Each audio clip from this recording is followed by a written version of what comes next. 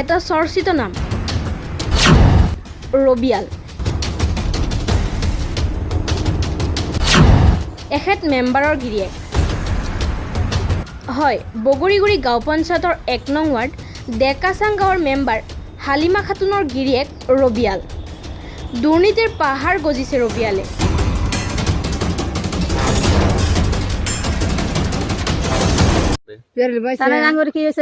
আমরা মেম্বার একটা আশার দ্বারাই মাসে মেম্বার একটা গ্রামের মানুষ বানায় জাঙ্গর কোনো একটা উপকার করবো সেই মেম্বারটা ও নে আঙ্গরে দেখাশানে আমরা ৫ নয়ের একটা অনুদান পাইনি এর মধ্যে বহুত মাসে পাইছে এখন এর মধ্যে আঙ্গুর পাইছেন ৫০০ করে নিছে। প্ৰতিটো পৰিয়ালৰ পৰা ৫০০কৈ টকা সংগ্ৰহ কৰাৰ গুৰুতৰ অভিযোগ উত্থাপন কৰিছে স্থানীয় ৰাইজে। আনহাতে অৰুণোদয় আঁচনিৰ নামত দুৰ্নীতিৰ পাহাৰ গৰিছে একাংশ পঞ্চায়ত প্ৰতিনিধি আৰু দালালে। দক্ষিণ কামৰূপৰ বগৰীগুৰি গাঁও পঞ্চায়তৰ অৰুণোদয় আঁচনিৰ নামত বৃহৎ দুৰ্নীতি সংঘটিত হোৱাৰ অভিযোগ উত্থাপন হৈছে। এটাৰ পিছত এটাকৈ ফাদিল হৈছে একাংশ কংগ্ৰেছৰ দালালৰ অৰুণোদয় আঁচনিৰ নামত দুৰ্নীতি।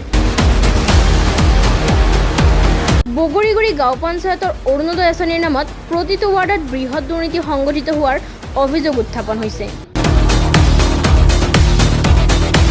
বকো সমষ্টিৰ বগৰীগুৰি গাঁও পঞ্চায়তৰ অন্তৰ্গত ডেকাচাঙত একাংশ দালাল আৰু পঞ্চায়ত সদস্য মিলি প্ৰকৃত হিতাধিকাৰীক বঞ্চিত কৰাৰ গুৰুতৰ অভিযোগ উত্থাপন হৈছে। মানে আমি নিজে মানে বিধৱা মানুহৰ নাম আমি দিছিলোঁ সেইখিনি মানে কোনোবাই তাৰ মানে চক্ৰান্ত সেইখিনি কাটিছে কোনোবাই কাটিছে মানে ভেৰিফাই কৰিবলৈ আহিছে বোলে মেম্বাৰক মানে ভেৰিফাই কৰিছে মানে মেম্বাৰে কাটিছে সেইখিনি কথা বস্তুখিনি। মেম্বাৰ কোন? মেম্বাৰ হ'ল ৰবিয়াল হুছেইন। কিন্তু নিখিত দুখীয়া মানুহ মানে বিধৱা মানুহ আমাৰ হাতত লিষ্ট আছে আমি সেই লিষ্টত দিব পাৰোঁ গোটেইখিনি নাম কাটিছে তাৰমানে সিহঁতে মানে ধনী মানুহৰ নাম বা সিহঁতৰ যিবিলাকৰ স্বামী আছে সেইবিলাকৰ নাম দি দিছে তাৰমানে।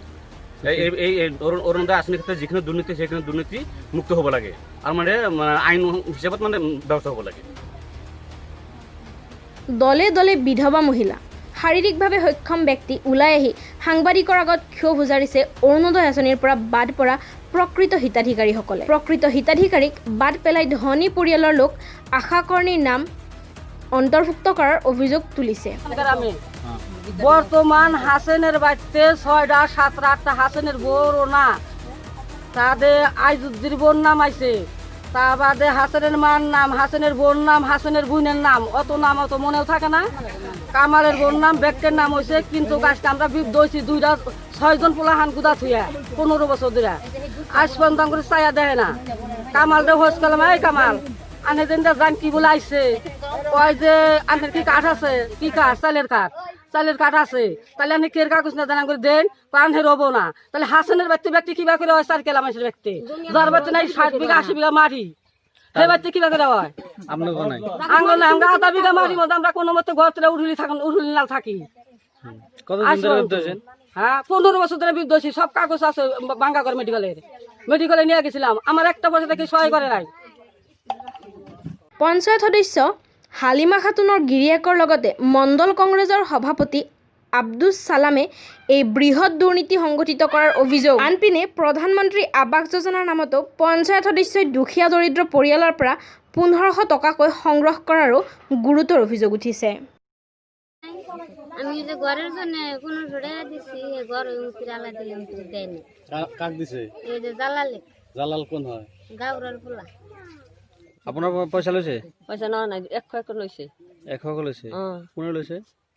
অবিয়ালে লৈছে অবিয়াল মেম্বার। অবিয়াল মেম্বার?